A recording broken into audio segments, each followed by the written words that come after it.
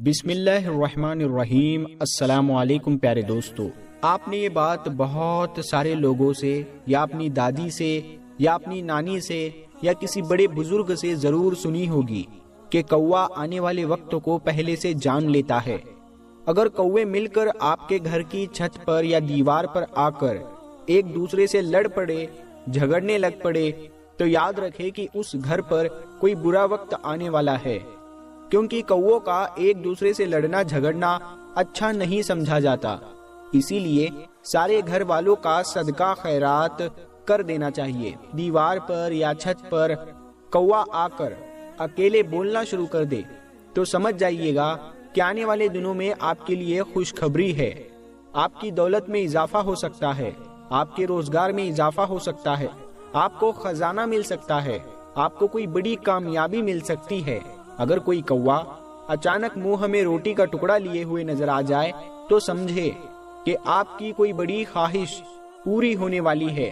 اگر کوا کسی بھی آدمی کے سر پر بیٹ کر دے تو اس کے دن اچھے آنے والے ہوتے ہیں، اور اگر کوا اس کے سر پر بیٹھ جائے تو اس کے لیے برا وقت قریب ہوتا ہے۔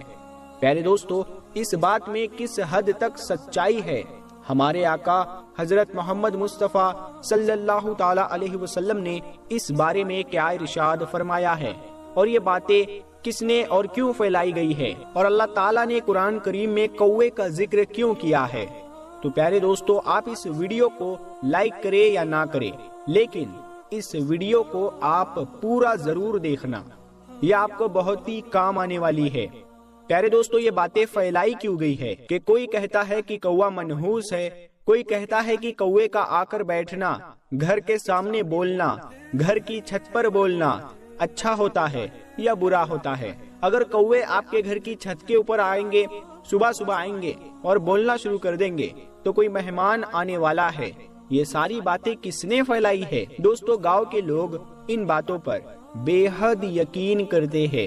اگر ان سے پوچھا جائے کہ آپ ان باتوں کا بے حد یقین کرتے ہیں، ہم مسلمان ہیں، قرآن اور حدیث میں ان کا حوالہ کیا ہے، تو وہ یہی بات کہتے ہیں کہ ہمارے بزرگوں نے آزمایا ہوا ہے، یہ حقیقت ہے، ایسا ہی ہوتا ہے۔ تو پیارے دوستو، بات ہو رہی تھی کوے کے اچھے اور برے اشاروں کی۔ اور بھی بہت سارے پرندے ہوتے ہیں جو گھروں پر آتے ہیں، تو زیادہ تر لوگ کوے کے بارے میں ہی ایسے سوالات کیوں کرتے ہیں؟ یہ جاننے کے لیے آپ تھوڑا سا کوے کے بارے میں جان لے، پھر آپ کے لیے سمجھنا اور بھی آسان ہو جائے گا۔ پیارے دوستو، کوا بہت چالاک پرندہ ہوتا ہے اور اس کی نظر بہت تیز ہوتی ہے، جو اسے خوراک اور دشمنوں سے آگاہ کرتی ہے۔ خاص کر انسانوں سے چوکنا رہتا ہے اور خطرے کی صورت میں کائے کائے کر کے آسمان سر پر اٹھا لیتا ہے، اور اپنی حفاظت کے لیے دوسرے ساتھی بھی بلا لیتا ہے، اور پھر وہ ادھر ادھر چکر لگاتے رہتے ہیں۔ کوا اپنے بچوں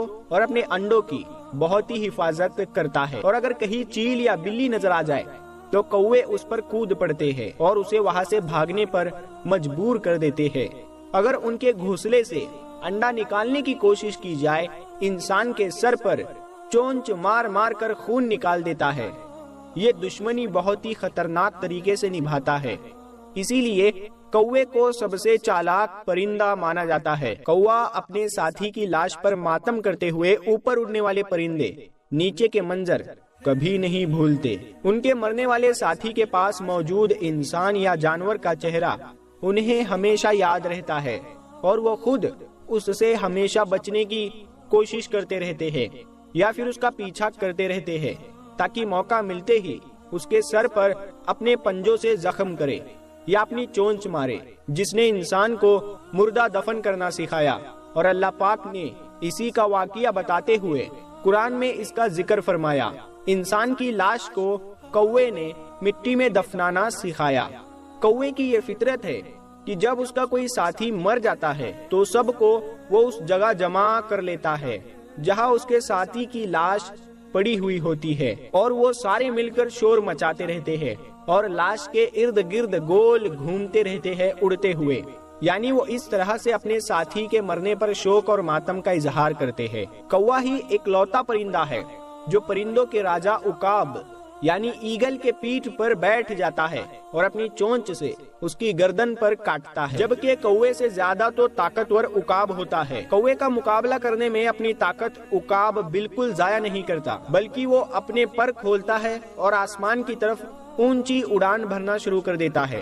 عقاب کی اڑان جتنی اوپر تک جاتی ہے، کوے کی اڑان اتنی ہی مشکل ہو جاتی ہے، اور آخر میں کوا آکسیجن کی کمی سے نیچے گر جاتا ہے۔ تو میرے دوستو، ایک کوے کے اندر یہی وہ خوبیاں ہے جس کی وجہ سے اس کے بارے میں یہ تمام باتیں کی جاتی ہے۔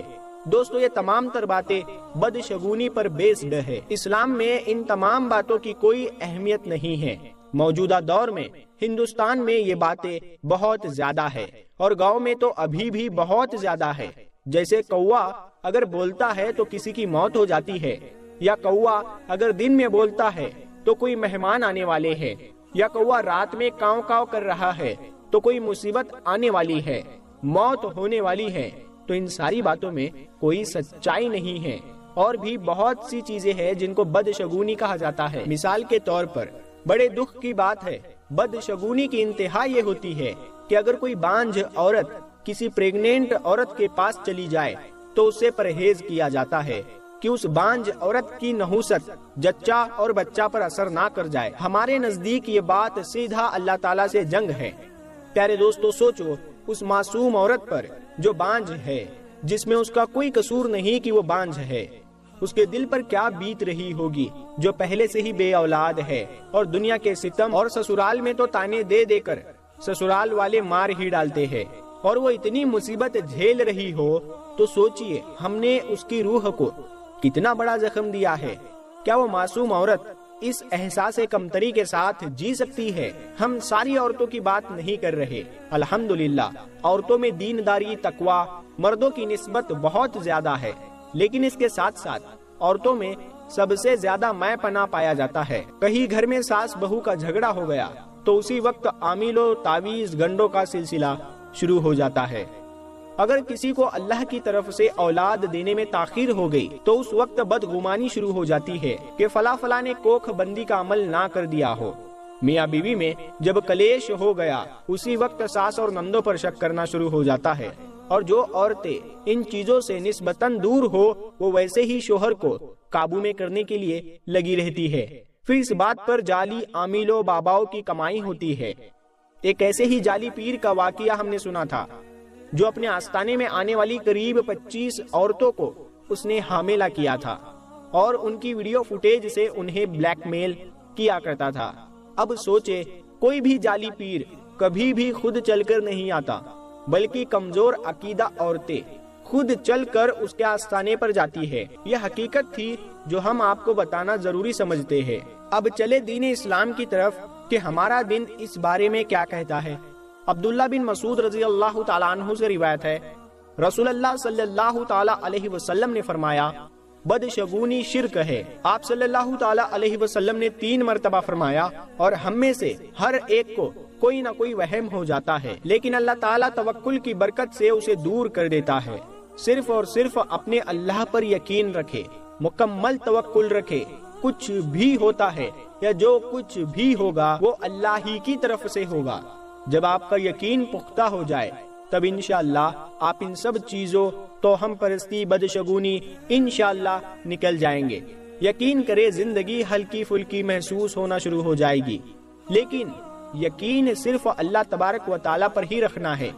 تو پیارے دوستو، ہم امید کرتے ہیں کہ آپ کو آج کا یہ ویڈیو بے حد پسند آیا ہوگا۔ یہ ویڈیو آپ اپنے دوستوں میں، اپنے رشتہ داروں میں ضرور شیئر کریں، اور بھی لوگوں کو یہ باتیں